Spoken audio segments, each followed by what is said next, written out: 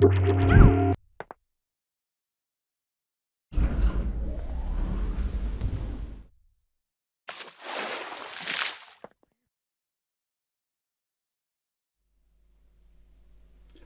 this video, I want to talk a bit about nodes and nodal control and how that factors into our rigging toolset. I'll tell you right up front here that this video is a little bit of a bust, primarily due to the fact that there's just so much to cover in terms of nodes. If you're not used to them, if you haven't really used them that much before, especially for rigging and animation, then there's an awful lot to learn, an awful lot to get used to, and consequently an awful lot to cover and tutorialize about. So that really is the main problem here, the fact that you could do an entire series just on nodal alone, which in fact I'm sure some of you are aware I have indeed done. So there is a full course on operating nodal in Lightwave, not specific to rigging, but specific to all nodal actions. However, that notwithstanding, let me just introduce some of the important points that you will need to familiarize yourself with to get on with nodal. First of all, nodal motion is a motion modifier available here, and of course it just brings up a node panel.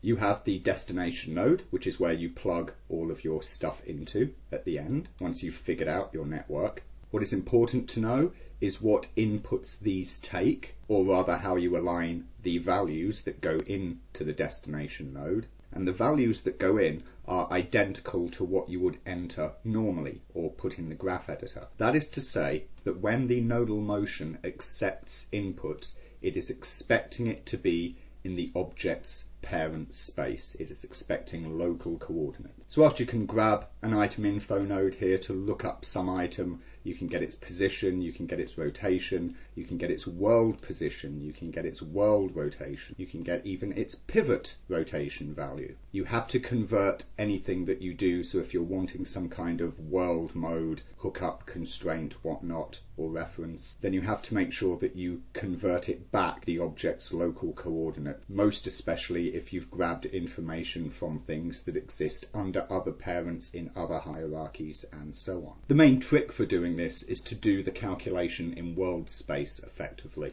You can easily grab the world values of the object that you're tracking, and then you can grab another info for the item's own parent. That would be the destination item's parent, and you can simply subtract off the world values of its parent, and the result will give you the leftover, which is of course the same amount but in the object's local coordinates. Obviously, dealing with motion, we're talking about position and rotation. These are all vector quantities, so you need to get yourself familiar in working in the different spaces and also in working with vectors. Again, if you're not familiar with all of this stuff from nodes, and as I say, we won't cover it here, then not only is there the nodal tutorial series I have, you will also find the first chapter of this tutorial series, which is a lot of the foundations and basics, is available here on my YouTube channel for free. So stuff like data types will give you a good overview of the nodal system. Video on vectors, which will of course introduce you to working with vectors. Normally when rigging in Lightwave, we're just used to dealing with,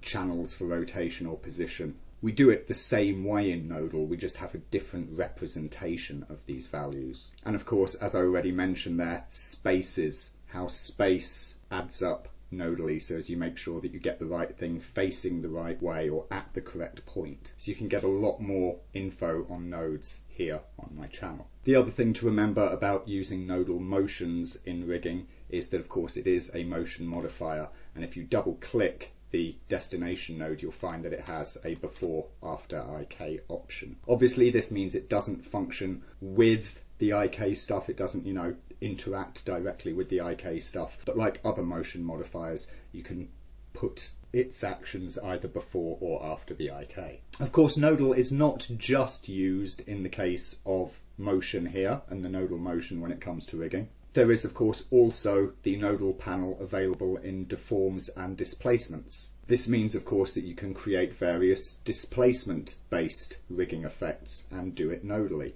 which is very powerful and can really deliver an awful lot. You have access in here to things like morph maps, weight maps, and so you can start setting up and structuring displacement effects in here. Of course, as we saw in foundations, just like all kinds of displacement, you have orders that you can apply to the nodal displacement, so you get them applied to the mesh at the right point in time in the deformation list or the deformation stack. And once again, we have this issue of space here, because of course values that are fed into an object's displacement will be in object coordinates. Basically, the displacement node editor is the same as the texture node editor. In fact, overall, working with displacements, which are often coming from maps or procedurals, is the same as working with textures from a standpoint of the space that is used. Now, of course, I know that nodes seem unintuitive to some folks, and a lot of people do try and avoid them to an extent, and you might just look and think, yeah, okay, possibly useful stuff there, but there's plenty of other controls with,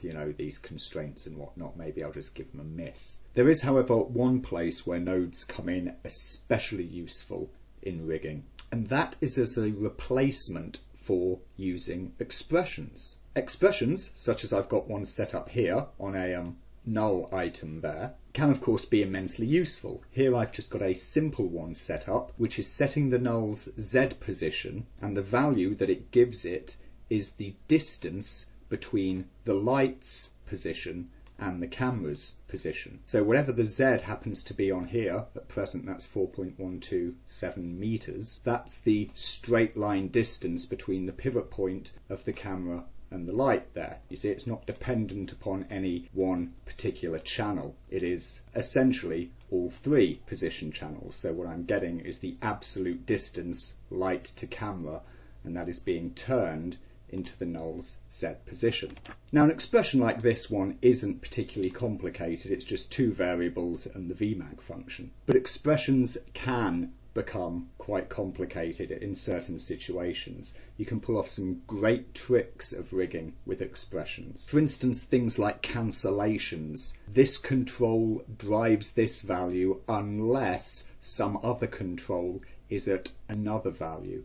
You can make these conditional setups that you can't do with the regular constraints. But writing them out can be a bit of a pain. Small typos, getting things a bit wrong, getting the wrong number of brackets. It can really be a pain to pick back through heavy expressions, especially at some point when you're wanting to tweak. We've seen with IK and same as item the way that you multiply things up and down and whatnot. Whilst you're setting up your rig, you can easily just go in and, fiddle with these values a little bit.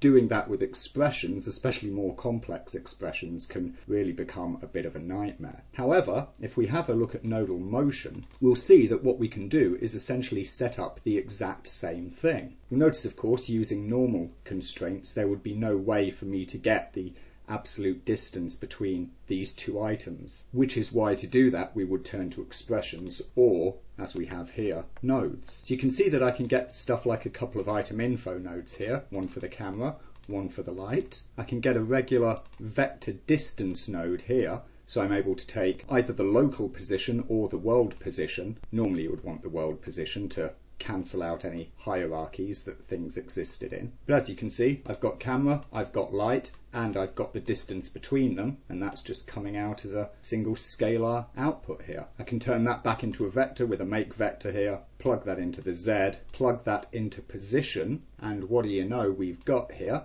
the exact same thing again. The null Z position is equal to the absolute distance between these two items. So using the nodal motion as a replacement for expressions is a really good way to make use of it. It's nice, it's simply laid out, you can just hook, you can go in and fiddle with values or change item references quickly and easily. It's accessible, intuitive, much more so than the regular expression editor is for many users. Of course, that was a very simple expression, and this is a very simple node network similarly, but as I'm sure you can see, it's more clear in the way it's laid out, and of course with much more complex setups that's a massive advantage to have. Or perhaps you can take the clamped map range example from the expressions video.